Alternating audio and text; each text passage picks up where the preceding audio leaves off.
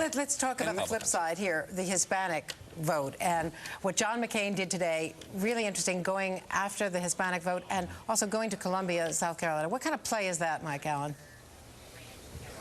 Well, this is that same NBC News poll that you cited showed a huge advantage for Senator Obama among Hispanics. And as you and Todd, Chuck have been educating us, that's a group that he had a lot of trouble with during the primaries. So there should be an opportunity here for John McCain. And I think you guys can agree this is a tremendous irony because John McCain is getting punished among Hispanics for the position of his party on immigration that he fought against. The comprehensive the immigration reform that he fought for is something that Hispanics favor. But because Republicans were so against it, it's really hurt the party with that group. Depending on what poll you look at, President Bush got about 40% of that group at most, and it was a place that he'd really hoped to make more of a change over his presidency.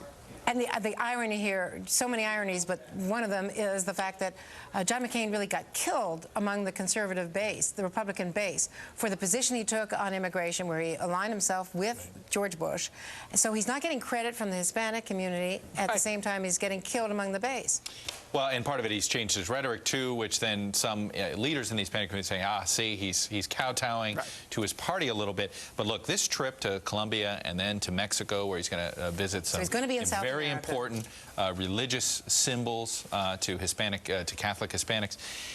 It's going to get saturation coverage with the Hispanic media here in the United States. This is it's as if he's courting New Mexico voters and Florida voters and Arizona voters and Colorado voters and Nevada voters by going to all Colombia states that Barack Obama is trying to put in play. Now let's listen to John McCain today, speaking in Indianapolis. No accident that he's in Indiana, a red state, a state that's very much in play this year. Speaking in Indianapolis and setting up the trip that he's taken to South America. Our compassion for laborers who entered this country unlawfully, our understanding of their struggles, even as we act to secure the border, speaks well of America. But this respect does not extend to criminals who came here to break our laws and to do harm to people. We will require that the federal government assume more of the cost to deport and detain criminal aliens, because this is a problem of the federal government's own making. Mike Allen, this push for Hispanics, could you see an impact here on running mate choices? Could McCain go for a minority? Could Obama go for a Catholic? Do you think that this changes the calculus at all? No, I think that would be smart, and we've looked around at the possible running mates and the potential states. There aren't a lot of great matchups, and so going for a voter group would be smart and would make sense. But you saw in that soundbite how tangled Senator McCain's position is, that he's trying to stick with what he said about security, but also show that he still cares about this issue and wants to make it. So it's a very mixed message that so far, as you point out, seems to be getting him coming and going.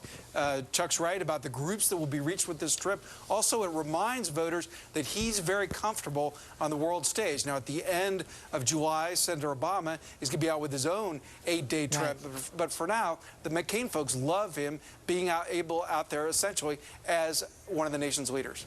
Looking presidential.